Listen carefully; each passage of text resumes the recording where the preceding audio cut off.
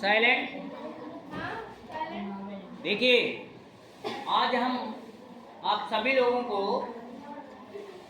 इकाई नंबर 5, उस इकाई का नाम है यानी कि अध्याय का नाम है त्रिभुज और अध्याय संख्या है 5A। 5A का पहला क्वेश्चन है। यहाँ पर चित्र बना हुआ है। चित्र में कोण भी समकोण है। समकोण का मतलब 90 अंश। ठीक है। कहे कि समकोण त्रिभुज क्या होता है। कोई कहे, पहले तो बात यहाँ पर आती है कि त्रिभुज क्या होता है। त्रि माने तीन और भुज माने भुजाएं। ऐसी आकृति जिसमें तीन भुजाएं होती हैं उसे हम त्रिभुज कहते हैं। क्या कहते हैं? त्रिभुज कहते हैं, जिसमें तीन भुजाएं होती हैं। तो इसमें भी एक त्रिभुज दिया गया है। त्रिभुज की कैटेगरी बताई गई है कि कोण b बराबर 90 अंश। 90 अंश का मतलब वो त्रिभुज होगा, समकोण त्रिभुज होगा। समकोण त्रिभुज होगा। तो इस समकोण त्रिभुज में कह रहा है कि AC का मान निकालिए, यानी कि भुजा AC निकालना है मुझे।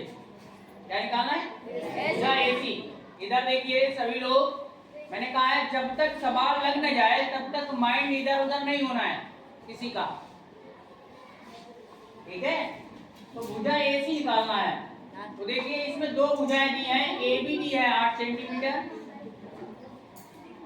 और BC दी है 6 सेंटीमीटर। BC कितना दिया है? 6 सेंटीमीटर। AC निकालना है। तो समकोण त्रिभुज में यदि दो भुजाएं दी हैं, तीसरी भुजा ज्ञात करने के लिए हम पाइथागोरस प्रमेय का यूज करते हैं। पाइथागोरस प्रमेय का क्या करेंगे? प्रयोग करेंगे। पाइथागोरस प्रमेय क्या होती है, पहले तो उस बात को हम समझेंगे। पाइथागोरस प्रमेय, ठीक है। देखिए, कोई तीन वर्ग लेंगे। वर्ग, वर्ग का मतलब होता है, वर्ग का मतलब होता है जिसकी चारों भुजाएं एक बराबर हो, समान हो और प्रत्येक कोण 90 अंश हो, तो वो वर्ग कहलाता है। तो तीन ऐसे वर्ग होंगे जिसमें बड़े वर्ग का क्षेत्रफल अन्य दो वर्गों के क्षेत्रफल का योग के बराबर हो, यानी कि तीन वर्ग लेंगे। देखिए इधर देखिए, तीन हम वर्ग लेंगे। एक वर्ग ये हो गया, एक वर्ग ये हो गया, तीसरा वर्ग ये हुआ। ठीक, ये वर्ग है। क्या है? वर्ग।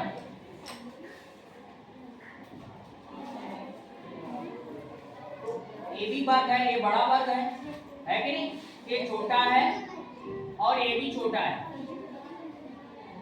ठीक है। दो छोटे वर्गों का क्षेत्रफल, दो छोटे वर्गों का क्षेत्रफल का योगफल बड़े वर्ग के क्षेत्रफल के बराबर हो जाए तो वो वहां से वो नियम कहलाता है पाइथागोरस प्रमेय। तो देखिए क्या है, AB एक समकोण त्रिभुज बन गया। क्या बन गया? ABC। ठीक है। तो इसमें यहीं से निकल के आया है कि यानी कि कर्ण का वर्ग, एक कर्ण पर बड़ा वर्ग बना है, लंब पर भी एक छोटा वर्ग बना है और आधार पर भी एक छोटा वर्ग बना है। बना है कि नहीं? Yes sir. तो वर्ग का क्षेत्रफल क्या होता है? भुजा स्क्वायर होता है कि नहीं होता है? भुजा स्क्वायर होता है। तो यहाँ पर फार्मूला क्या बनता है पाइथागोरस प्रमेय से? देखिए, एक कर्ण है, ये क्या है? हमारी कर्ण भुजा है और ये लंब है। ये क्या है? लंब। लंब पर एक वर्ग बना है और एक वर्ग आधार पर बना है। ठीक है।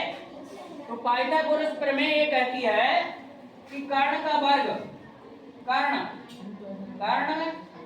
का वर्ग बराबर लंब का वर्ग प्लस आधार का वर्ग। आधार का वर्ग, ये आधार लिखा है, पूरा लिख लेना सभी लोग। पाइथागोरस प्रमेय ये होती है।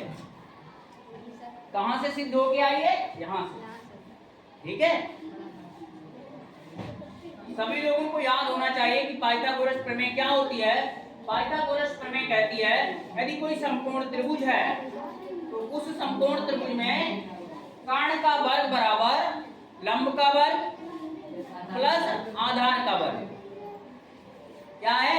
सभी लोग हमारे साथ पढ़ेंगे जितना हम कहें। तो पाइथागोरस प्रमेय बराबर होता है कर्ण का वर्ग, पढ़िए, कर्ण का वर्ग बराबर लंब का वर्ग प्लस आधार का वर्ग। ठीक है, इतना लाइन याद रखना है।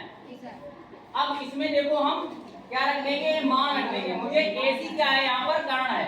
AC क्या है, कर्ण है कि नहीं है? तो इसी कर्ण का मान निकालना है, कर्ण का मान निकालना है। तो देखिए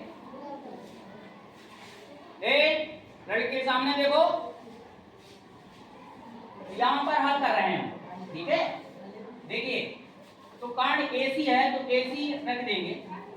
AC का वर्ग बराबर, इधर देखिए लंब क्या है हमारा, BC। लंब जो भुजा खड़ी होती है, जिस भुजा पर वो लंब होती है, या हम ऐसे कहें कि जो हमें कोण दिया होता है उस कोण के सामने की भुजा लंब होती है। ठीक है, और 90 अंश के सामने की भुजा कर्ण होती है। 90 अंश के सामने की भुजा कर्ण होती है और जिस पर कोण बना होता है वो आधार होता है। ठीक है, तो यहाँ लंब का वर्ग है 6 सेंटीमीटर, 6 सेंटीमीटर, तो 6 का स्क्वायर प्लस आधार 8 है तो 8 का स्क्वायर। अब 6 का वर्ग मालूम होगा सभी को, नहीं मालूम है निकाल लेंगे। 6 की पावर 2 है तो 6 को 2 बार गुणा में लिखेंगे, 6 गुणा 6 36, 6 का वर्ग 36 होता है। 8 का वर्ग 64 होता है, 8 गुणे 8 लिखेंगे तो 8 अट्ठे 64, 4 फेंक के मार देंगे। इधर देखिए 64, इनको क्या करेंगे, जोड़ देंगे, इनको कितना हो जाएगा, हाँ 100 हो गया, वेरी गुड। AC का स्क्वायर बराबर 100 और 100 मुझे मालूम है किसका वर्ग है, 10 का वर्ग है। 10 का वर्ग कितना है, 100 है। तो यहाँ पर देखिए इसे ऐसे लिख देंगे, AC का वर्ग बराबर 10 का होल स्क्वायर हो जाएगा। यानी कि 100 को वर्ग के रूप में लिख दिया, 10 का स्क्वायर। ठीक है, यानी कि 100 को वर्ग के रूप में 10 का वर्ग लिख दिया। अब देखिए पावर से पावर क्या हो जाएगी, कैंसिल हो जाएगी। ठीक है, या छोड़ देंगे हम। ठीक है, क्या कर देंगे, छोड़ देंगे। या छोड़ कैसे देते हैं, कट कैसे जाती है, पावर पावर के बटे में जाती है तो 2 से 2 कट जाएगा, पावर बचेगा 1। तो AC बराबर क्या आ जाएगा, 10 सेंटीमीटर। तो देखिए AC बराबर क्या आ गया, 10 सेंटीमीटर। उतार लेना सभी लोग, ये वाला स्टेप यहाँ पर उतारेंगे। AC बराबर आ गया 10 सेंटीमीटर, यही मुझे निकालना था। क्या ये सवाल सभी को समझ में आया? ठीक है, उतारिए, जल्दी नोट करिए, टाइम नहीं लगना चाहिए।